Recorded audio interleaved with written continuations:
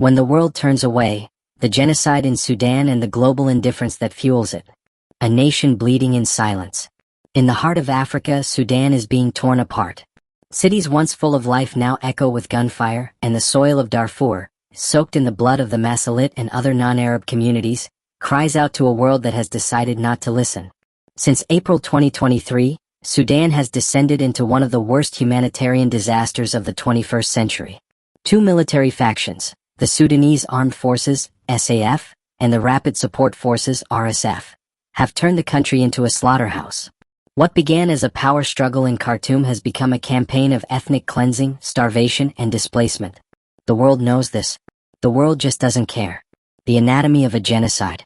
What's happening in Darfur cannot be reduced to another civil conflict. This is targeted annihilation. Entire communities are being wiped out because of who they are, their ethnicity, their refusal to submit, their identity. Villages are torched, women are raped in front of their families, men are executed, and children are buried in shallow graves.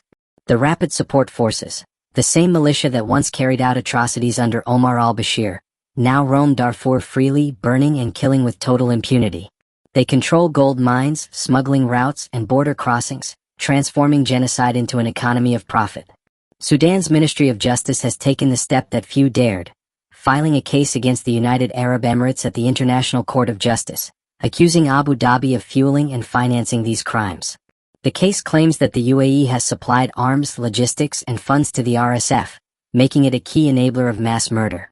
The ICJ dismissed the case in May 2025, not because the allegations were proven false, but because of jurisdictional loopholes. The UAE had entered a reservation that exempts it from prosecution under certain clauses of the Genocide Convention. In simpler terms, international law was built with escape routes for the powerful. Foreign fingerprints on Sudan's wounds. Sudan is not dying alone. Its agony is fed by the machinery of global greed. Across the Red Sea, the UAE has become a hub for arms and mercenary trade, a place where wars are outsourced and financed. In recent years, investigative journalists and analysts have traced flight patterns, cargo shipments, and gold exports linking Abu Dhabi to the RSF's war network. The RSF's control of Sudan's gold mines, particularly in Darfur, is crucial. Much of that gold ends up in Dubai's markets, melted, polished, and sold under the label of Middle Eastern luxury. Behind every gleaming bar of gold might lie a burned village, a starving family, a nameless grave. But the UAE is not alone in this moral desert. Across the developed world, nations that claim to champion human rights continue to do business with those who bankroll death. Arms contracts flow. Trade routes stay open. The global economy looks away, because war is profitable. The West's selective outrage. When Ukraine was invaded, the world mobilized overnight. When Gaza burns, headlines roll for weeks. But Sudan? Silence. International media barely whisper the name Darfur anymore.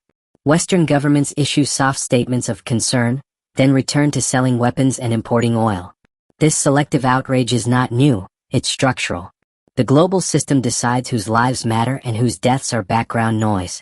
African lives, again, are treated as expendable. The UN has warned that more than 25 million people, half of Sudan's population, now face extreme hunger. Children die before reaching hospitals. 8 convoys are looted. And yet the Security Council remains paralyzed by the very nations profiting from the chaos. A world court without justice. Sudan's case against the UAE was a moral cry, a desperate attempt to make the world see. But the International Court of Justice said it could not exercise jurisdiction. Translation: the rules were written to protect those who have the power to fund wars from the comfort of their skyscrapers. Sudan's ambassador to the UN described it plainly: our people are being exterminated while the world hides behind procedures. International law has once again proven that it serves power, not justice.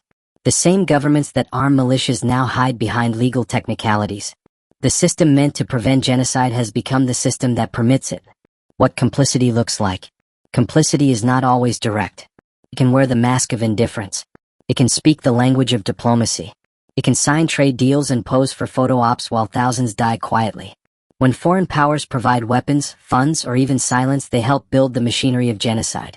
When global corporations purchase Sudanese gold or partner with logistics companies that ship arms through regional routes, they keep that machinery running. And when ordinary citizens continue to consume products and luxury goods linked to these economies, They become unwilling participants in the same moral crime. Boycott is moral resistance. So what can be done? When courts fail, when the UN hesitates, when governments lie, people must act. Boycott is not just an economic gesture. It's a declaration of moral refusal. Refuse to visit, invest, or trade with those who profit from war. Demand that your government end all arms exports to nations involved in Sudan's destruction. Hold corporations accountable for their supply chains. Every boycott starts small, but every movement begins with one act of conscience. When apartheid fell in South Africa, it was not governments that made the first move, it was ordinary people who said, "No more." Let us say the same for Sudan. The human cost behind the headlines. Behind every statistic is a name. Behind every name, a face. And behind every face, a story that will never be told. The little girl who watched her parents executed because they belonged to the wrong tribe. The old man who walked for days through the desert, only to die meters from a refugee camp gate. The mother who buried her child in secret because the militia was still nearby.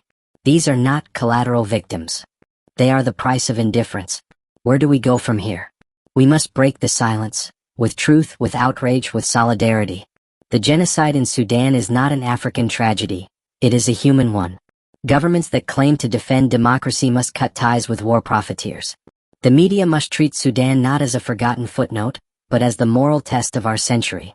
And we, as citizens of the world, must recognize that our silence is participation. It is time for the same energy, the same moral clarity, the same fire that floods social media for other causes to be turned towards Sudan. Because if the world can ignore Darfur once again, then the phrase, "never again," has lost all meaning. The reckoning we owe to Sudan. Sudan is not asking for pity. It is asking for justice. These people are not statistics. They are witnesses. Witnesses to a world order that protects the powerful and buries the poor. Witnesses to a United Nations that negotiates while civilians starve. Witnesses to democracies that trade with dictators.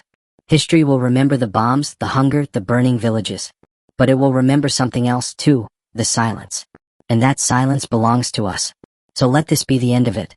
Let this be the moment when conscience rises above comfort, when the world looks Darfur in the eyes and finally says, "We see you, we hear you, and we will not look away again."